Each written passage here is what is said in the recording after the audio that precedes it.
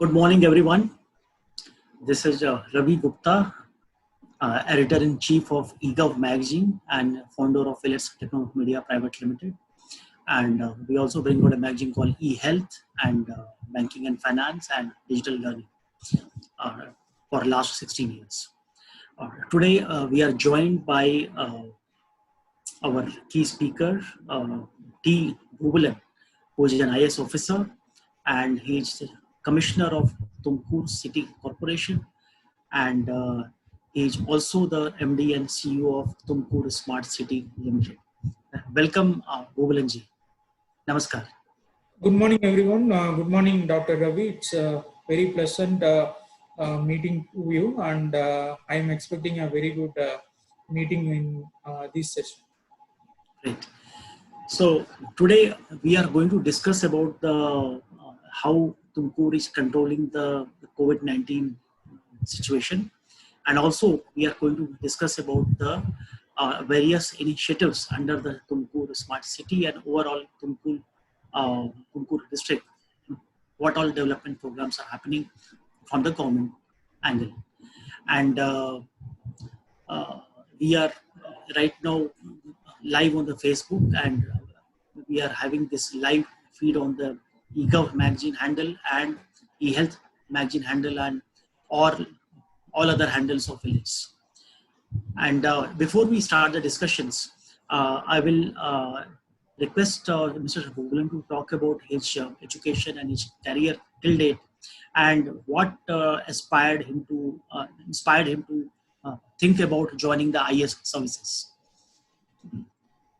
Actually, it is a very long journey. I was always aspiring to become a public servant, not specifically IAS officer, but I wanted to serve this society in one or the other way. Unfortunately, due to various reasons, I ended up in engineering and I was working in software field for some time. After that, I wanted to pursue my dream, and so I have started preparing for the civil service examination, and I have been doing that parallelly along with my job in the private software company.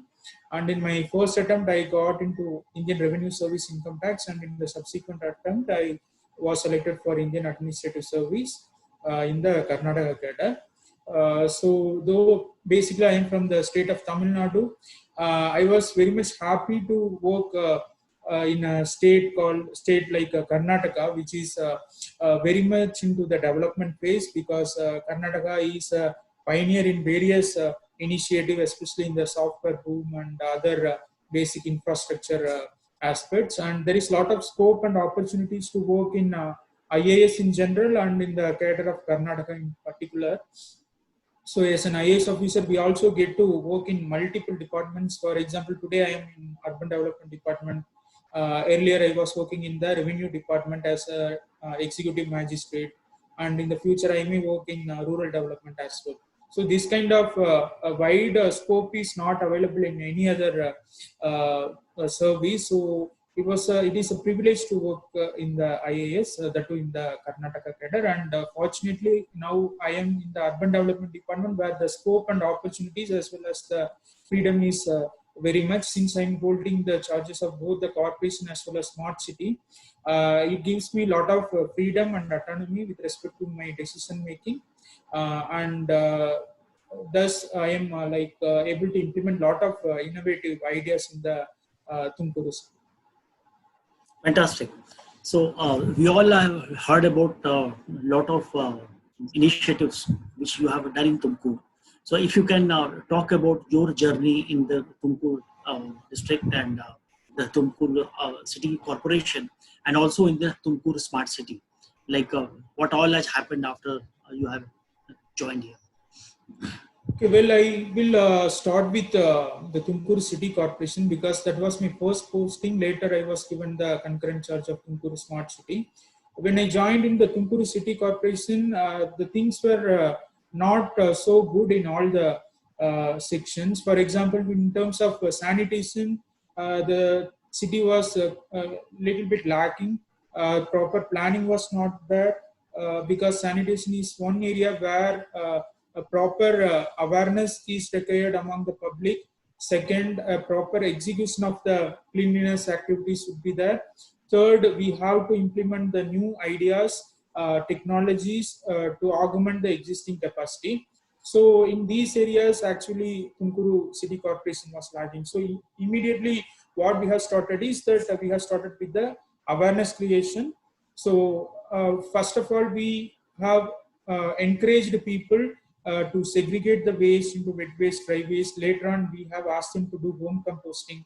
So at one point of time, where everything was thrown away in the street and only like 20 to 30% were given to our vehicles, it has increased to 90 to 95% in a very short period of time due to awareness creation activities. And not only awareness creation, we have also gone for penal provisions.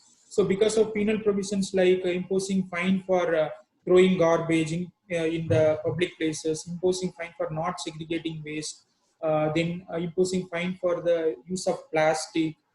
These kind of penal activities have also helped us immensely, that had created a kind of a fear factor among the people who don't adhere to the government rules and regulations. So Tuмкuru has significantly improved in terms of its cleanliness, and I would like to say that Tuмкuru became the second city in Karnataka to become ODF in the last year.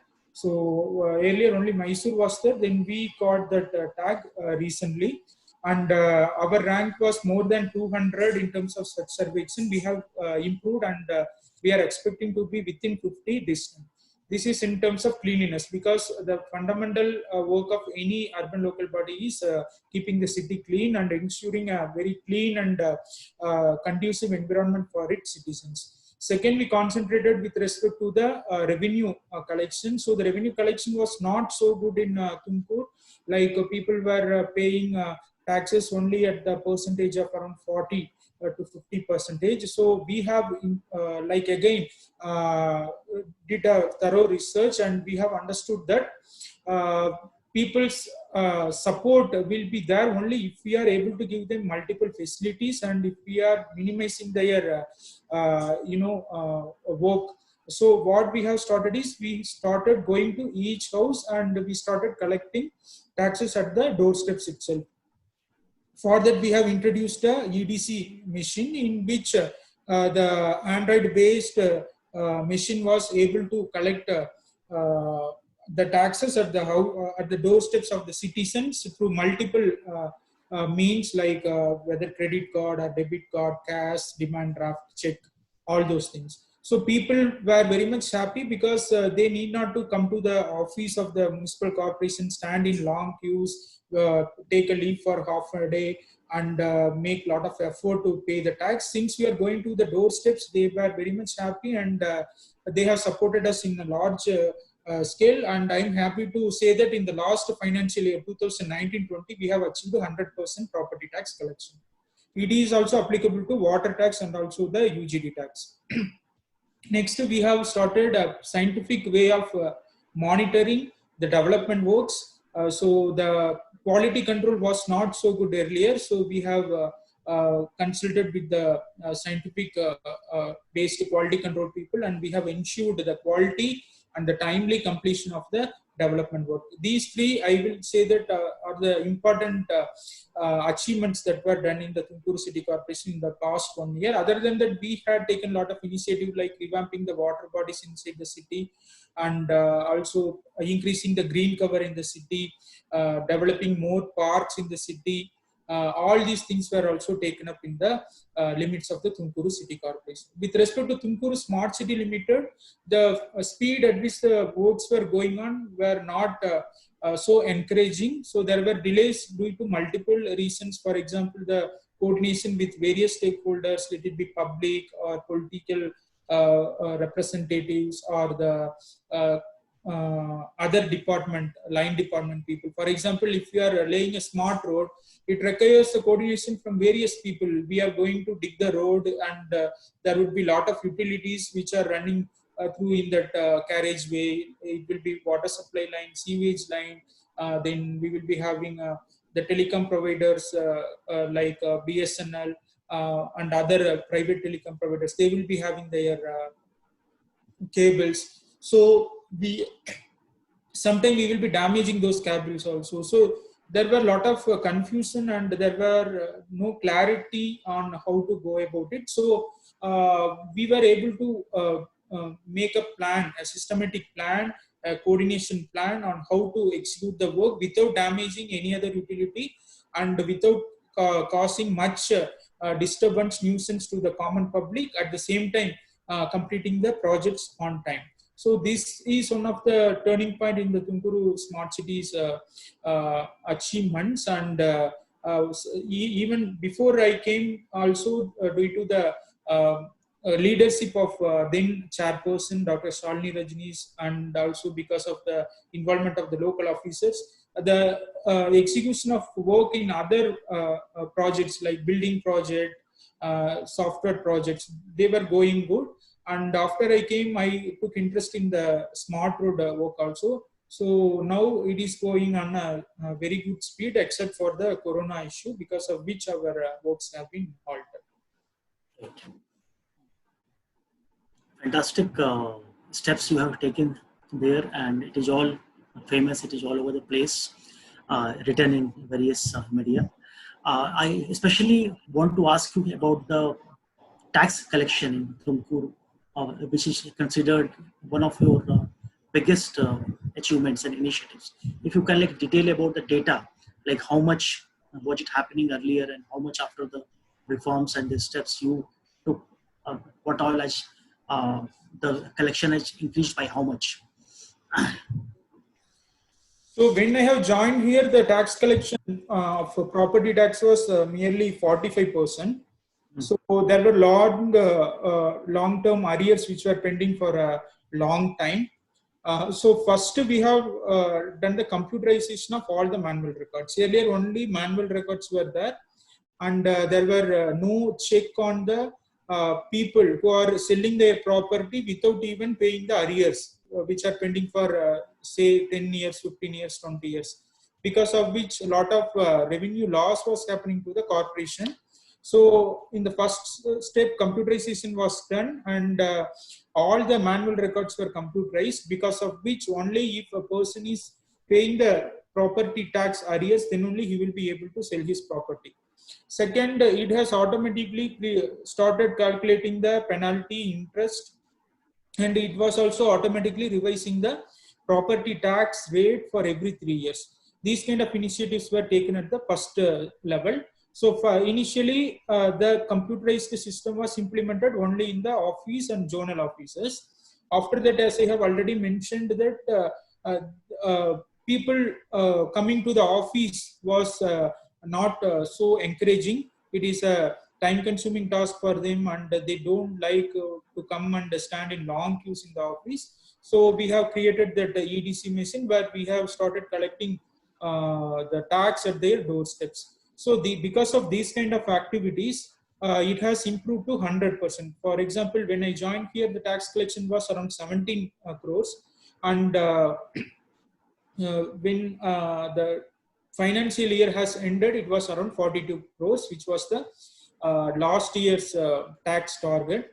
And this year we have revised the tax slab rate by 15%. So this year we are supposed to get some 5 to 6 crore more. Already we have collected around 15% in the first month itself. So we will be able to collect the complete tax in the future also. For any urban local body, tax collection is very crucial, because the very fundamental of a particular local self-government is to have a self-sustaining governance, whether it is a rural local body or urban local body.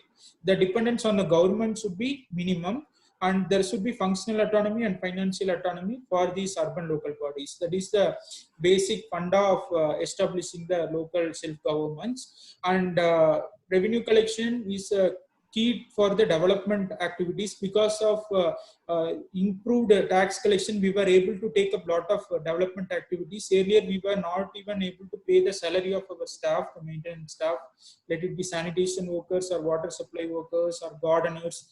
Now, apart from meeting all these maintenance expenditure, we are also utilizing the revenue in the development works. So this would be important aspect and which we have to consider seriously. And already following the Tumkur model, most of the other city corporations have also started this doorstep tax collection system, and they are also seeing successful outcomes in this regard. Fantastic, fantastic. I think like because of this, the revenue of the corporation has increased, and you can also spend on the development, which is a great stuff. And tell us about the water taxation. Have you also worked on that part also? Water tax? Water? Yeah, we have primarily property tax. We also have water tax. Then we have the UGD tax. Then we have the advertisement tax.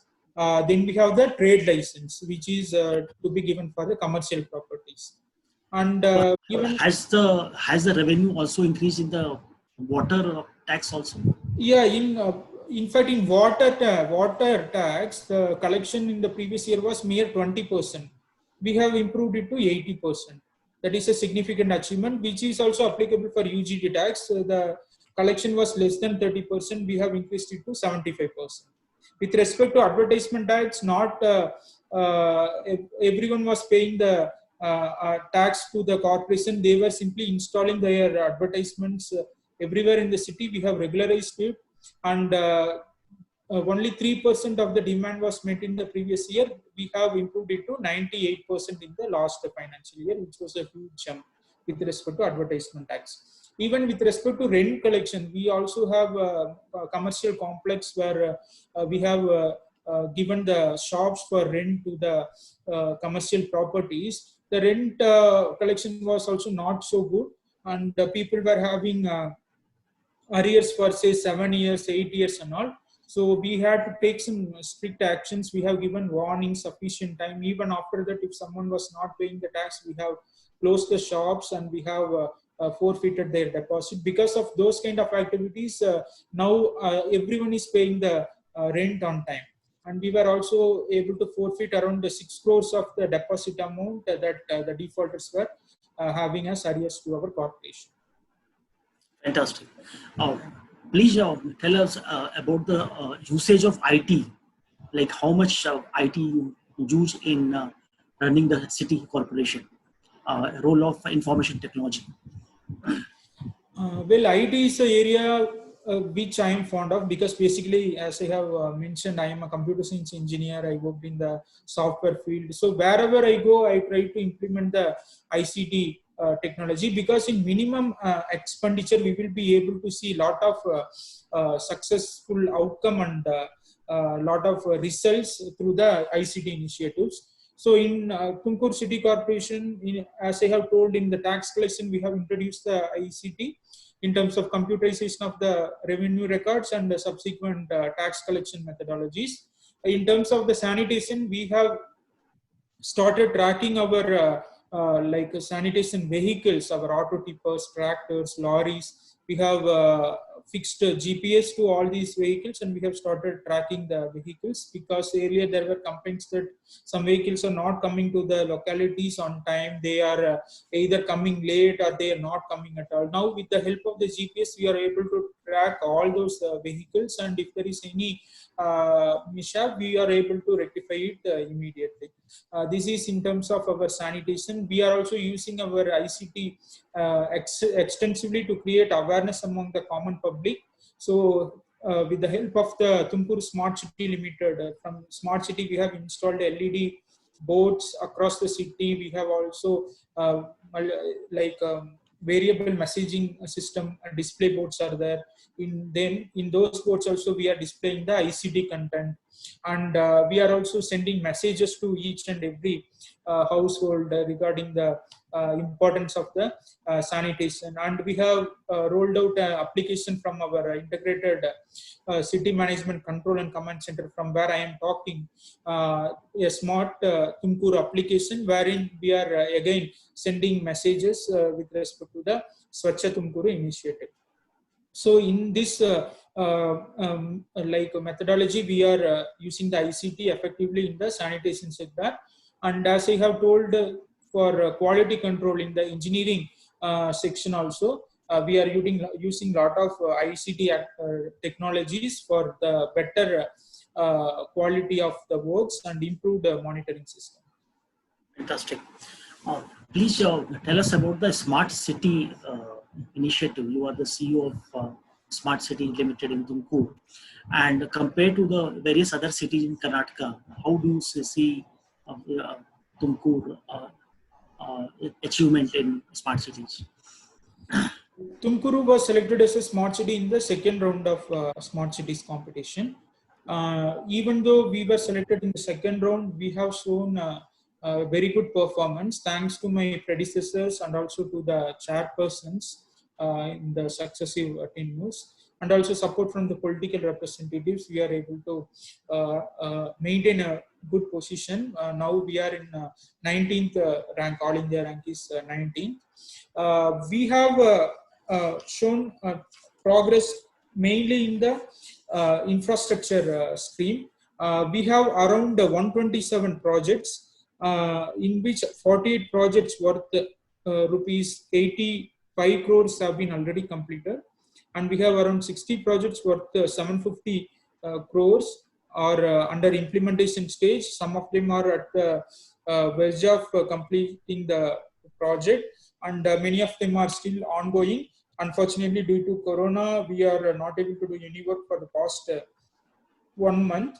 And we have very few projects still under the tender stage. They are ready to start again due to the Corona issue. So in Tumkuru Smart City, we have given importance to all kind of projects, whether it is infrastructure, though we have taken it up at like a major scale. We have also importance to social sector projects. We have also given importance to ICT related projects. For infrastructure related projects, we have projects like smart roads, because smart roads are very important in the long term. We will not be able to damage the roads frequently. So we have taken the important roads which are located in the ABD area based development area, or a CBD area, whatever it is. And we have taken around 16 roads for developing as smart roads at a cost of 143 crores. And these roads are in the implementation stage. We will be able to complete these roads if we are having around 1 month of time. And next we have a ring road called as Tumkuru Ring Road at a stretch of 10.53 kilometer. It was a single way road, and the traffic was not able to be moved into that particular ring road. So we have taken up the redevelopment rejuvenation of that ring road at a cost of 85 crore rupees. So we are developing it as a 4-lane road, and it will be able to divert around 60% of the traffic which is coming into the Tumkuru city, because Tumkuru is also the gateway to the northern part and the western part of the Karnataka, whether it is going to the like coastal districts like Udupi, Mangalore, or the other districts like Asan and also Chitradurga, Chikmagalur and all. This ring road has to be used. So all those vehicles can be diverted through this ring road. It is also, the main carriageway is almost completed, and only the service road has to be completed. Other than that, we have taken up the projects called Amanikere Lake Revival and Rejuvenation. Amanikere is the biggest lake in Tumkur. Because of Amanikere only, as a lake front city, we were selected as smart city. So we are giving too much interest, and because everyone in Tumkur is fond of this Amanikere, so we have also taken it up very keenly, and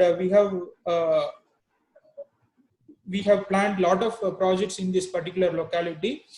So we have been rejuvenating the Amanikere Lake at the cost of 47 crore. We are also creating a footpath, come cycle path, come battery car path at a circumference of 7 kilometers around the Amanikere Lake. So there are a lot of recreational activities that is going to come up in the Amanikere Lake. We are also starting a boating jetty there, and we are also creating ecosystem for the bird species which are available in the Amanikere Lake. Amanikere Lake is known for more than 50% of unique bird species. Even during the migration period, lot of birds from other countries also come to Amanikere. So we are creating exclusive islands for the habitation of these bird species. So this is one kind of project which shows that Tumkur Smart City is also trying to do something for the ecosystem, for the betterment of the environment. Other than that, we are developing lot of parks in the city. Lot of smart parks are also being like developed in the city, and we are also taking up lot of projects in the health sector. We have already rolled out a project called the Digital Nerve Center, in which all the medical database of the citizens of Tumkur city is already surveyed, and we are giving the facilities like telemedicine. So whenever some person has any issue, he can directly call to our call center, and he can get the suggestions from the doctor who is specifically appointed for this purpose. So telemedicine is actively used in this regard. And we have also been establishing a trauma center, because in Tumkuru, the rate of accidents are very high thanks to the proximity to the national highways. So we are creating a trauma center in the district hospital, which is expected to minimize the number of deaths which are happening due to the road accidents. It will be having advanced facilities, and we are installing it at a cost of 56 crores, means even imported technologies and machineries we are going to use in this trauma center. In education center, we have created a lot of smart classrooms, digital classrooms, ICT labs, language labs, and all. So we are targeting the underprivileged group, because the affluent people, they will be able to join their children in convents and other private schools. They will be able to afford the school fees there. But for underprivileged and poor people, we have to ensure a quality education. So in all the government schools, we have ensured the smart classrooms, ICT labs, language labs, and all. And with respect to the poor people, their affordable housing is also a project that we are doing. We are taking up a project for 100 units of affordable houses. So we are installing that. And we are also taking up a few PPP projects, which I will explain later.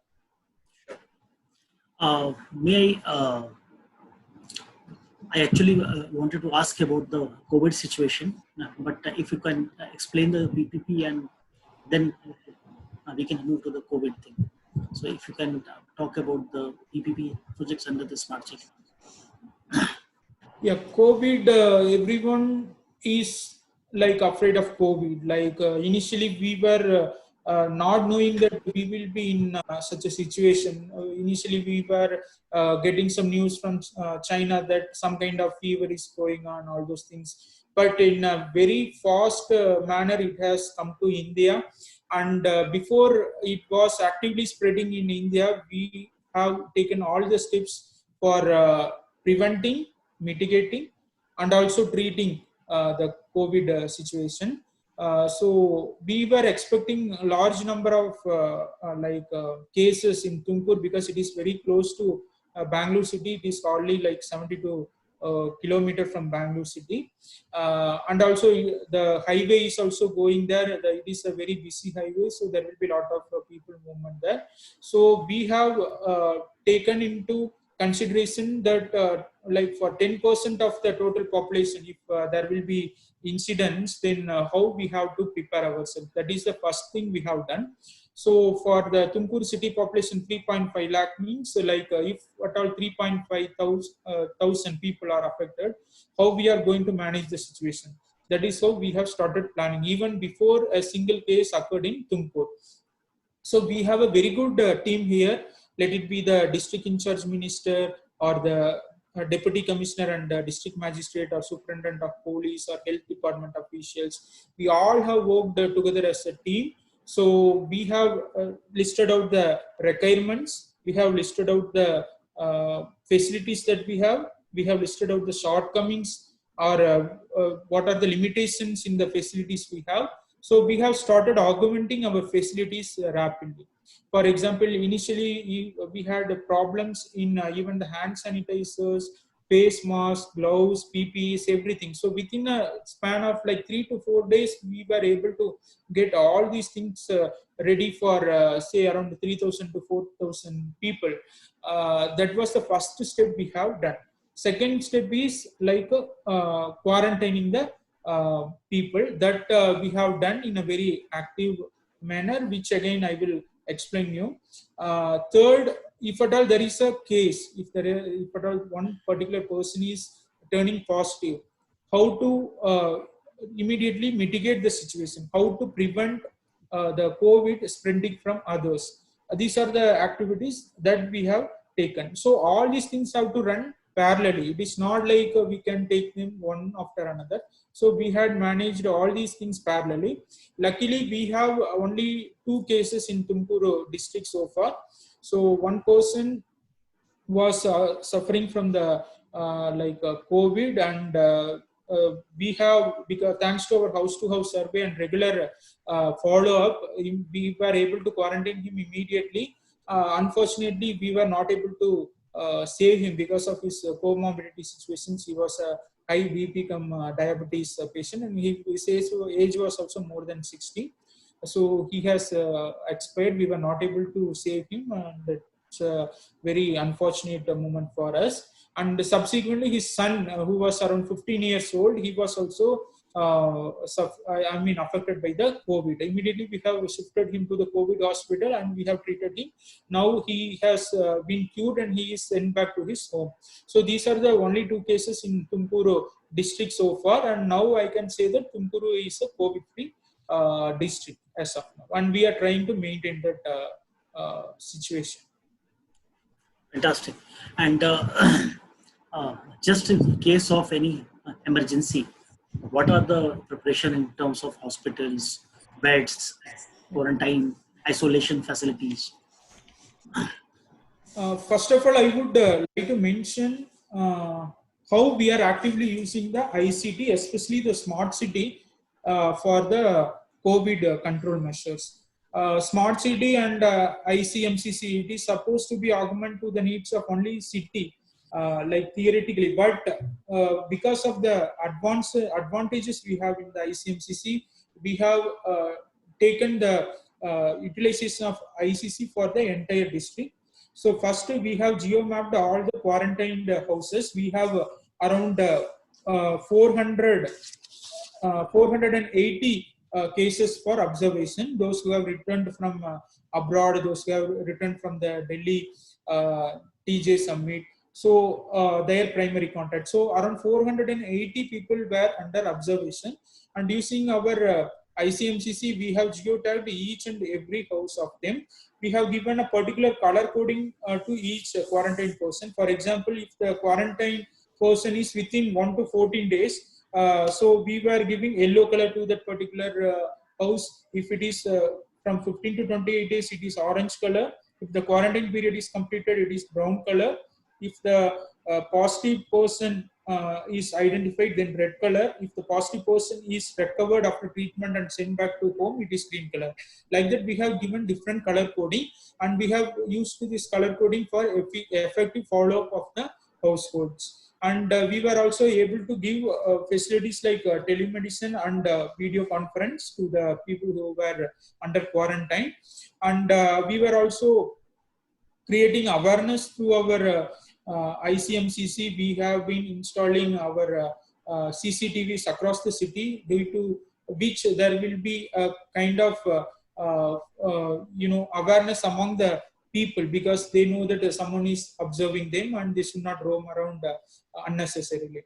And from the smart city, we have given drones to the police department, and the police department have been using that for effective monitoring of the crowds. And if someone is found to be COVID positive, the area has to be marked as a containment zone.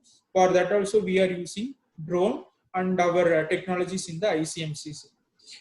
This is one particular thing that I would like to mention with respect to use of ICMCC in the COVID situation. Other than this, we have a very like elaborated arrangement in the health department. So we have established like three kind of institutions. First is called as a COVID care center, which is basically a quarantine center. So these suspected people and high risk patient will be given to, I mean, sent to this COVID care center, and we will be giving them all the basic amenities like food, water, medical facility, and everything will be given in the COVID care center. Those who are having mild symptoms to medium symptoms will be sent to the dedicated COVID health center, which is called as supervised isolation center. So this is meant for the COVID positive patients. So if the person is having COVID, but he is not having much issues because of the COVID, and he is able to manage it, then he will be retained in the dedicated COVID health center.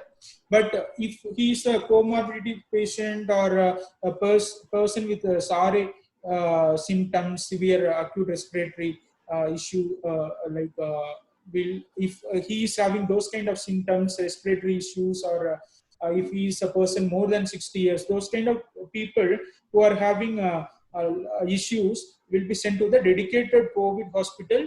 And in Tumkur, we have designated the district hospital as the dedicated COVID hospital. Other than that, we also have the fever clinic, because fever clinic are used for day-to-day monitoring of the people. So if at all there is any fever, initially a person will be sent to the fever clinic. From there, he will be diverted to the three institutions that I have mentioned. So we have adequate health staff also in place, and we have also been training the health staff time and again with respect to the latest developments and advantages that we are getting. For example, recently we got to know about the rapid test kit. So whenever there is such an new innovation, we are immediately taking it to the health staff. We are training them again using our ICMCs. So these are the preparations that we have in our district. And again, we are from the corporation side, we are ensuring that people should not be affected from the lockdown situation, because people are not supposed to come around, but they will be having a lot of requirement, that it be their grocery requirements or vegetables or fruits or milk. We have made arrangements such that home delivery is available. So we have around 35 vehicles which bring vegetables and fruits to each household. We have linked the grocery stores which can give home delivery. We are distributing milk to doorsteps. These kind of activities have minimized the opposition from the public, because public their requirements, their basic amenities should also be taken care. Only then we will be able to get their support. So it should be a win-win situation, which is what we are trying to do it in Tumkur. So there are some questions on your screen. If you can look at it, we can then reply to each other, each of it. Are you able to see the questions on your screen? There's a Q&A button in the bottom. Can you? Actually, I'm not able to see it. In the bottom of the screen, if you can look, there is a participants button, there is a question and answer button, and there is a chat button. Q&A. Are you? Right. Yeah, I'm able to see some questions. Right. Yes. If you just click that. So there are some questions, and if you can see which are the relevant ones, you may want to answer. So one question from Mr. Saurabh, that whether testing is done for all citizens, what is the percentage of testing that we have done, and whether we are issuing certificate to people once they are tested negative for COVID. So testing, initially we were not doing it for all the citizens. We were doing it for the people who have come from abroad, and we were doing it for the people who have come from the TJ summit at Delhi and their primary contact. So at the 12th day, because there is a window period for testing, so at the 12th day we were doing the testing in the beginning. And once if there is a COVID positive patient, for example, I have mentioned there was one COVID positive, immediately all his primary contacts were traced and all of them were subjected for testing. Other than that, this was in the first step. once we got, once we have augmented our testing facility, we have expanded it to like random testing also. Those who are in the uh, uh, risk circle, for example, comorbidity patients, and those who have come from cities like Bangalore, those who have come from cities which are declared as red zones, those kind of people also we have started testing. As of now, we have covered like majority of the risk, high risk people, and now we have started for random testing also, because without random testing we won't be able to predict whether community transmission is going on or not, and it will also give us give us an information on how much we should be prepared for the next stage. So we have started random testing also. Luckily, in all these random testing, we did not get any positive cases. All of them were negative. And in our fever clinic, as I have mentioned, we have around 18 fever clinic across the city.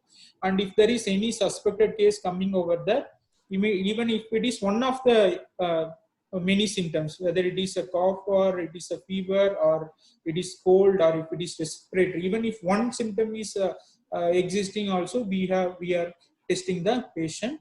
And till the test result is coming out, we are asking them to be in the quarantine. And for those who are in the quarantine, we are stamping them like they are not supposed to come out of their home. And those who are not found to be positive, we are actually not issuing any kind of certificate, as Mr. Saurav is asking. Only for those who are quarantined and those who are COVID-19 positive and their primary contacts, we are taking adequate measures. Excellent. Can you look at the Q&A button on your screen? Besides the chat button, there is a button called Q&A. Yes. So it has like questions there. So you can like look at the relevant ones, which some of it like you have answered anyway, but yeah. So I will come one by one. First of all, Mr. Dhananjaya has asked if we have implemented any computerized street light control and also smart metering scheme. So street light, it comes very much in the purview of city corporation. So we have around 40,000 fixtures in the city, and we have taken up a PPP project under smart city, and all the lights which are in the city will be converted as LED light in the city, and it will be managed by a centralized computerized management system, which is called as CCMS, centralized control management system. And the project is already under implementation. In next 6 months, in Karnataka state, Tumkur will be the first city to have the entire street lights as LED street lights. And it will also reduce the energy consumption. We are expected to save around 50% of the energy. And this is actually at the EMI basis. Every month we are supposed to pay a EMI to the concessionaire. So the first part of the question is, we are implementing the computerized street light control system. Second, the smart metering system actually doesn't come under the purview of corporation, but from the Tumkur Smart City we have tried to take up this project. But due to some issues, the electricity company BESCOM, they were saying that they have their own smart metering scheme and they will take some time to implement it. So for the time being, we have withheld it, and in cooperation with the electricity company, if they require any assistance from Smart City, we are very much ready to help them, and we hope that project will also be taken up in the near future. So thank you, Dhananjaya ji, for uploading our revenue collection methods. Next, Mr. Karthik has asked that social gatherings in Karnataka during lockdown. How are you ensuring social distancing in Tumkur?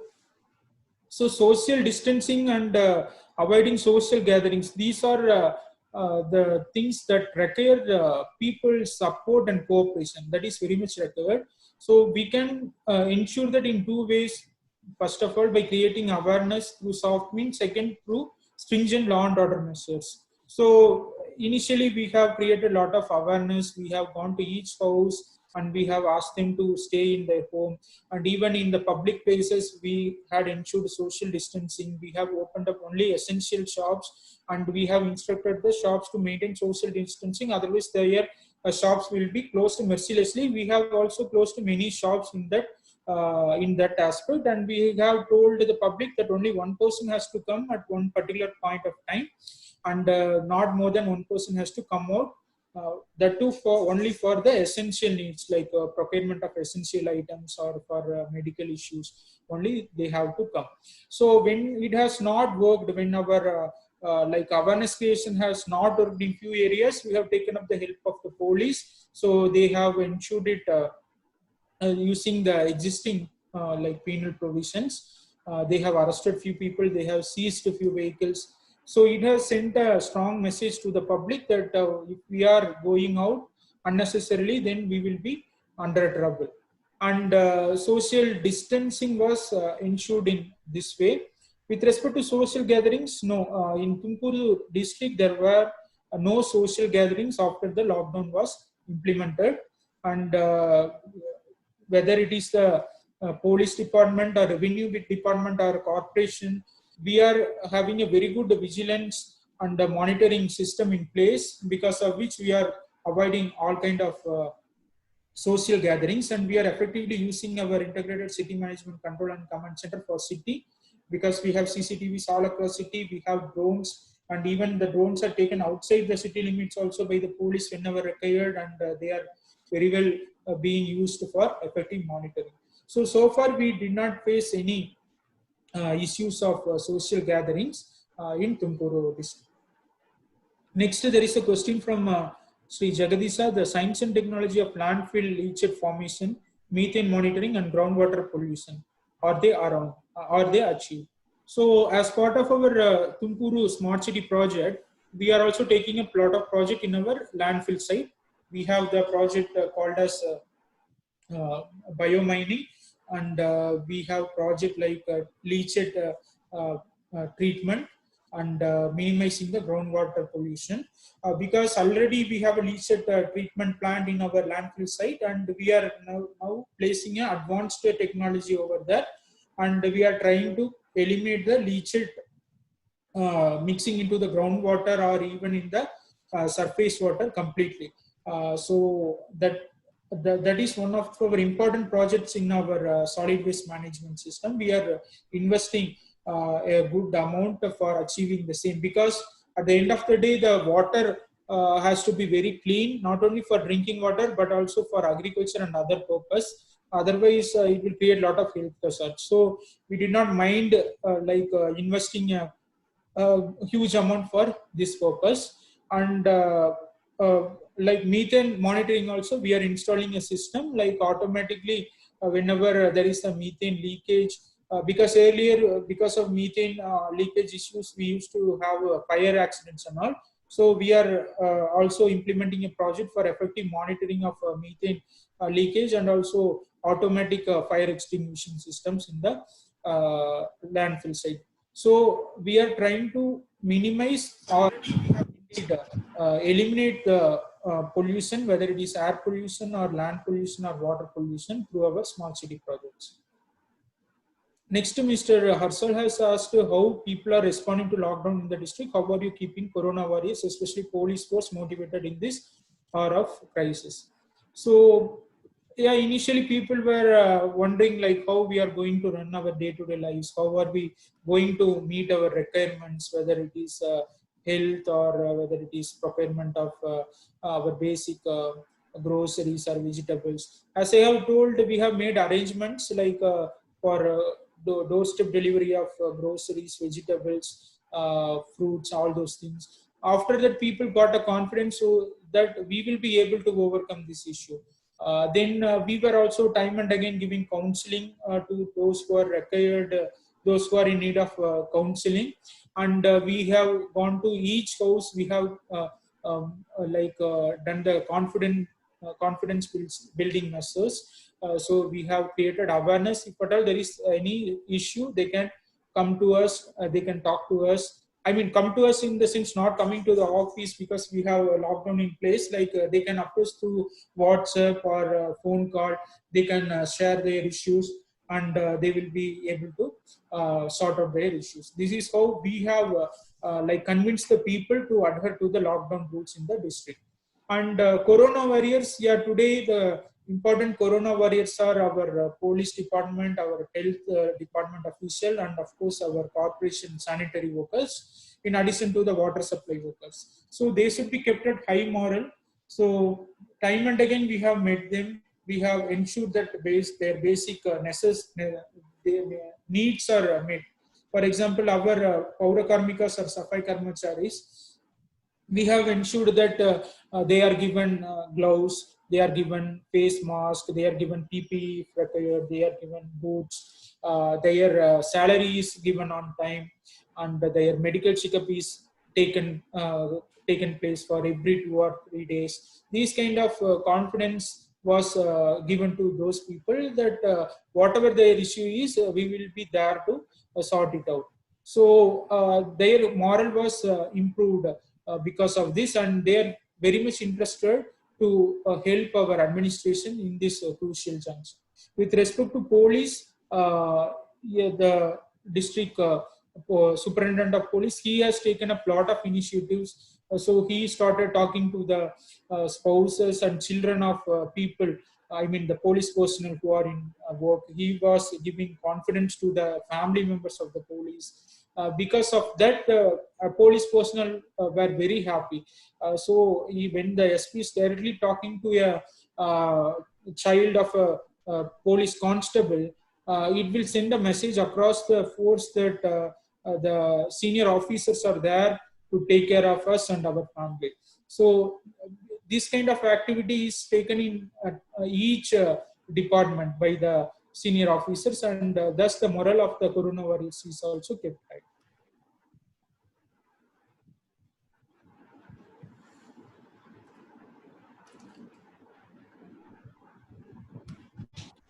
So next, Mr. Arpit has asked, tell us some of your clean and green initiatives in Tumkur and how we are ensuring sanitation of entire city to control the spread of novel coronavirus. So in Tumkur, the clean initiative, already I have mentioned that we have planned systematically on how to clean each area, how to collect waste from each area, how to segregate the waste as wet waste and dry waste, how to process the wet waste, and how to recycle and reuse the dry waste. It was a systematic plan because of which we have successfully implemented the ODF sorry, not only ODF plus plus, our star ratings also in terms of our cleanliness activity. And the Swachh Sarvekshan was also in our favor, wherein we are able to meet most of their criteria. With respect to green initiatives, from Smart City, we are taking care of the water bodies. As I have already told, we have rejuvenated the biggest lake in the Tumkur called as Amanikare Lake. We are taking up a lot of tree plantation activities.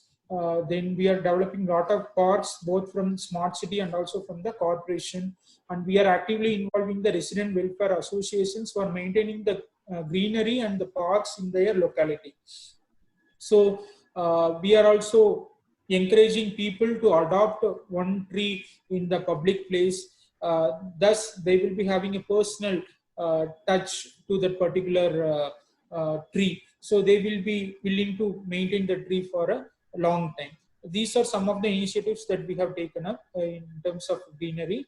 And with respect to the sanitization, from day one, we are regularly disinfecting the public places. It is not only the offices, but also roads, parks, all the government and private offices which are open at this point of time, which provides essential services. We are cleaning regularly. And we are also encouraging the home composting of the quarantine houses, because it's a little risky of quarantine houses. If someone is positive and if the waste is collected and dumped in a public place, it may create issues. So we have started home composting of the quarantine houses. So these are the initiatives because of which the sanitation of the city is maintained properly, and spreading of the disease is controlled. The suggestion for village people, as they are thinking corona will not affect them. So this is a question from Mr. Balakrishna. In Karnataka, I will say that awareness is more in villages than in cities, because in villages, even if a person who has come from outside the country or outside the state or outside the district, immediately they are calling up the authorities and they are informing that so and so person has come from so and so place and he is roaming around outside, he is not quarantining himself.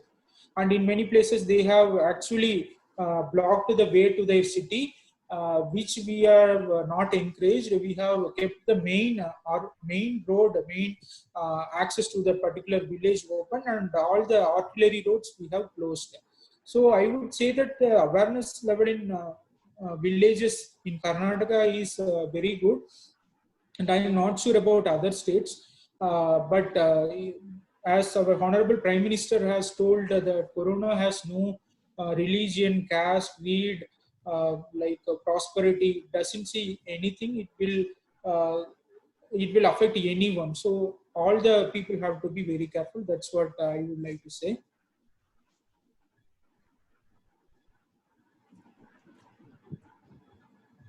There is a question. There are two questions on a smart city, one by Sudhir and other below also. That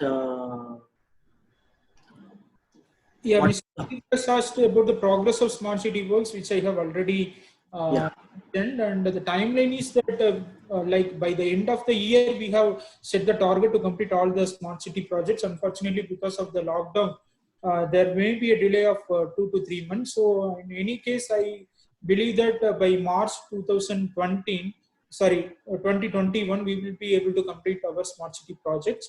And the highlights of the Tumkur will be the LED streetlight project, our Amanikere project, our smart roads, our ring road, our trauma center, our digital nerve center. All these projects are like very important to us, and a few projects like digital nerve center, trauma center, Amanikere lakefront development, these are very unique to Tumkur, which have won many accolades. Even our smart launch project, which is a multi-activity hub, that is also a very much appreciated project. That will also be a highlight for the Tumkur Smart City. Then there is another question with respect to the water tax for the operations and maintenance of water supply schemes. How smart water supply schemes is being carried out in Tumkur city. Any successful thinking, implementation of assessment and use of lakes, tanks, water, groundwater, and water from floods upstream of Tumkur. So water tax, as I have told, only 25% was collected, and it was not sufficient for the day-to-day maintenance. And now we have increased it substantially to more than 70%. And now we are managing our water operations and maintenance from our water tax itself. And there is a 24/7 smart water metering project which is going on in Tumkur. So it is under convergence. The Karnataka Urban Water Supply Board is actually executing that work. So in another 4 months, the work was scheduled to be completed. So there won't be any water leakage, and all the water which is being flowing in the pipelines will be accounted for, and the efficient tax collection will be in place. And with respect to rainwater and other successful initiatives, we have made the rainwater harvesting compulsory for each and every household, even if the new building has to be constructed. Without rainwater harvesting system in place, we won't be approving the plan, and we also impose fine for them. And we have been using the public wells, open wells, and deflated condition bore wells for recharging the groundwater level. This has significantly increased the groundwater level in the Tumkur city. And for example, last year we did not face any water issue at all. Before last year, there used to be dry months for around 2 to 3 months, when the entire city population will be completely dependent upon water tankers for the supply of the water. So it will be a very Herculean task to meet to the water requirement of around 4 lakh citizens. So not only for the drinking water, but also for other use also, we have to provide water through tankers. So because of our rainwater harvesting and other optimized system, now there is no water supply issue in the city.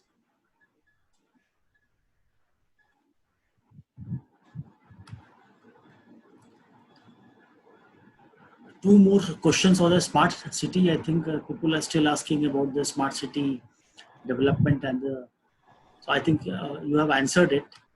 Yeah.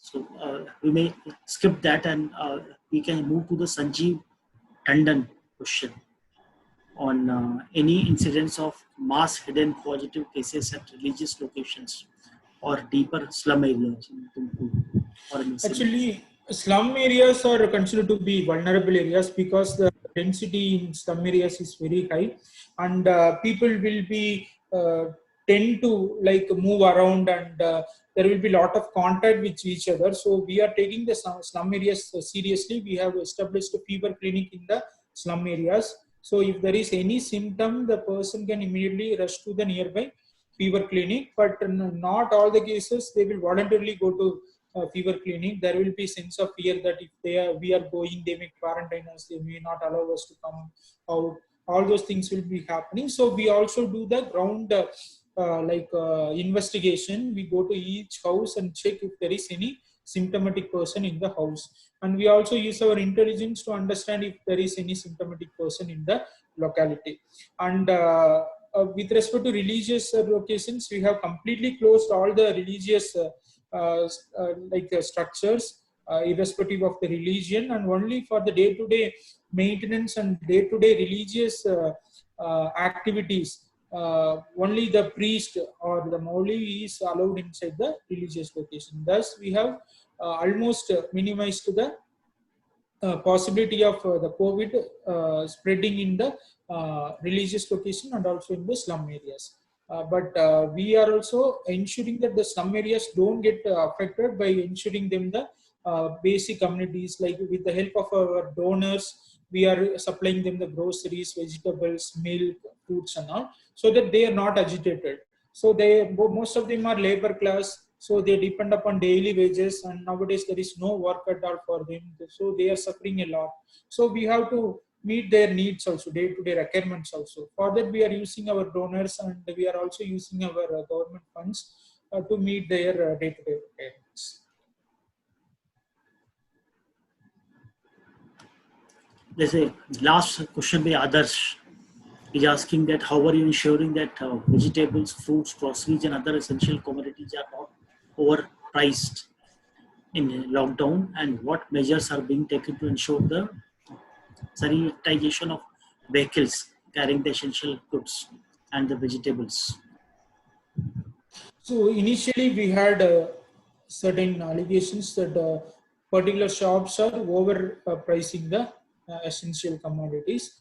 So we have invoked the Essential Commodities Act. We have invoked the provisions of Municipal Corporations Act for the overpricing of the groceries. Grocery is a place. Grocery is the entity where we will be able to ensure that MRP is adhered to, but that is not the case with vegetables and fruits.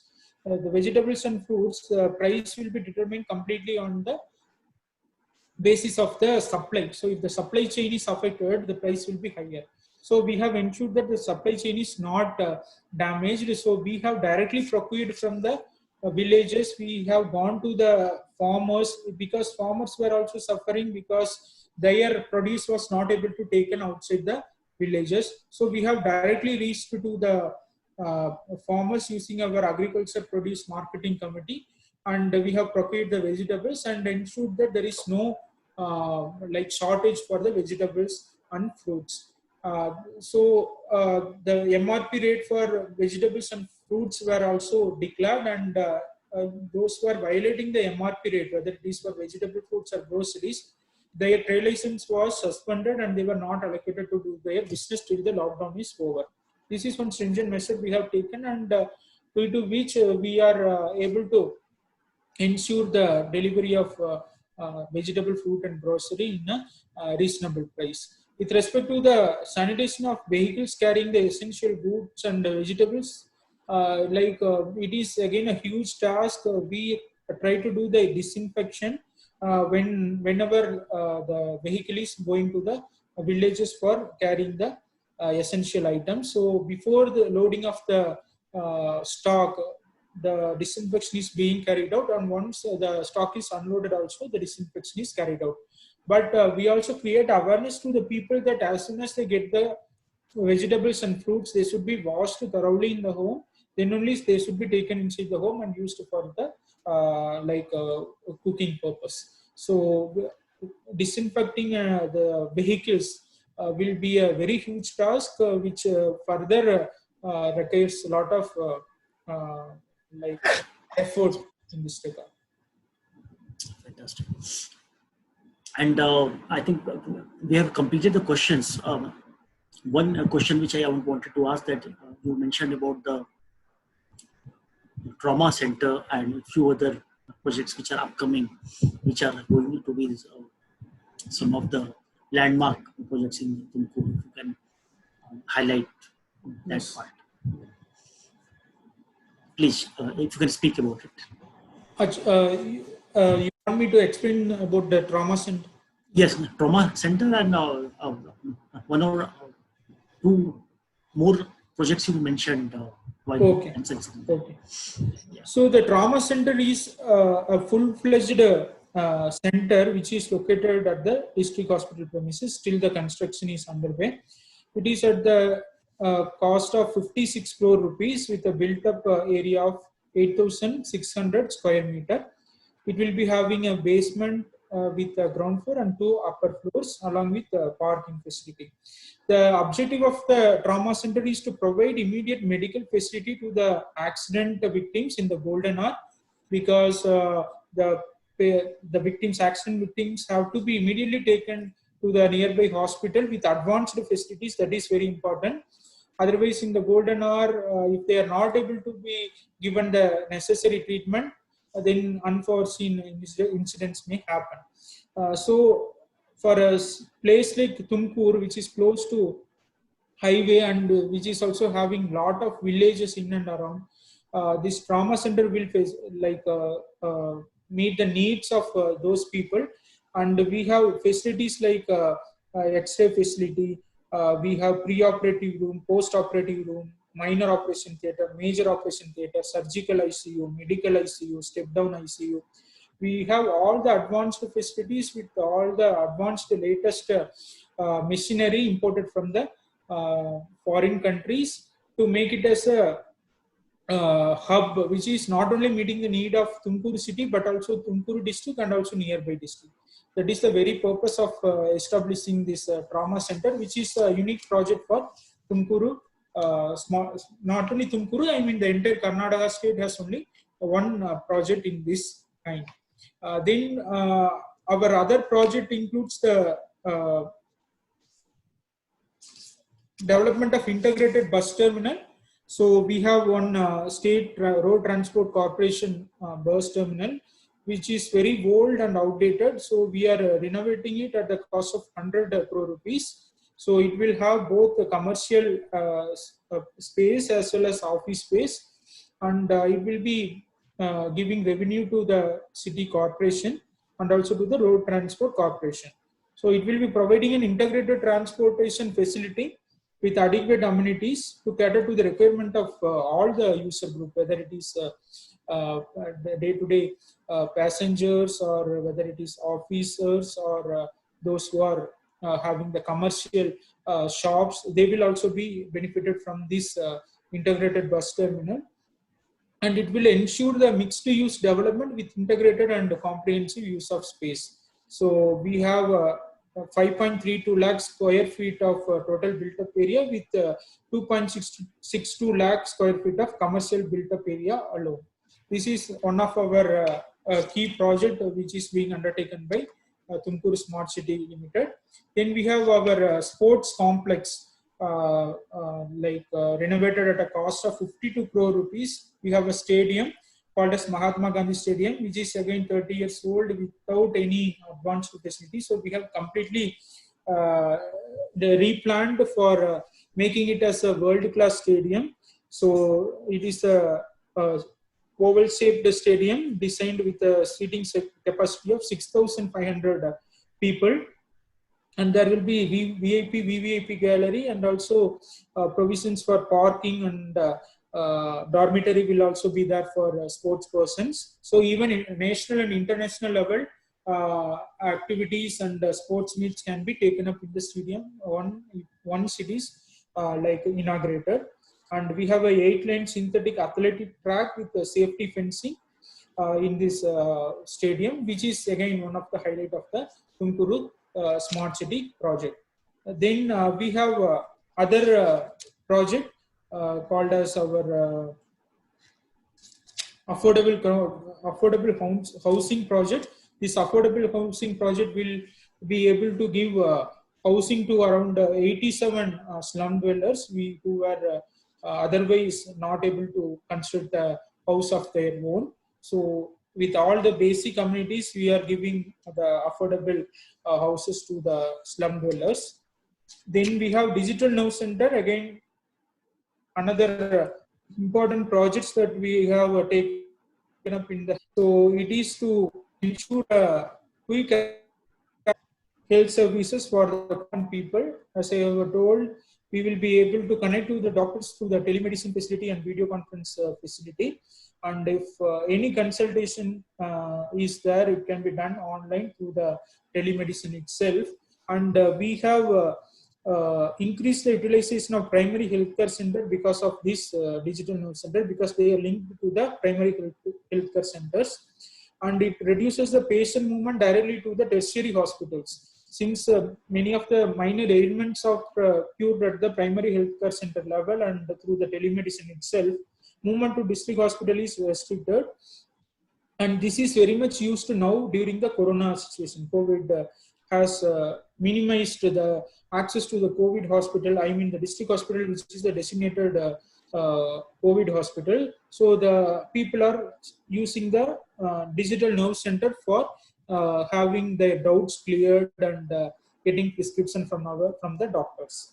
So this is one of the successful project that we have been implementing in Tumkuru.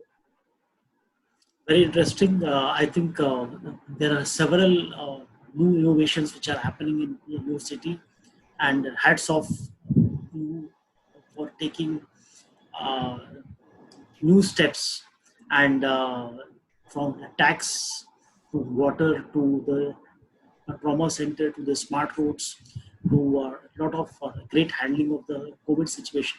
So I would like to compliment you on behalf of the eGov magazine and ILETS for wonderful initiatives in Tumkur, and really I think Tumkur can be a model example to many other cities who can replicate the successes you are following, you are doing in your city.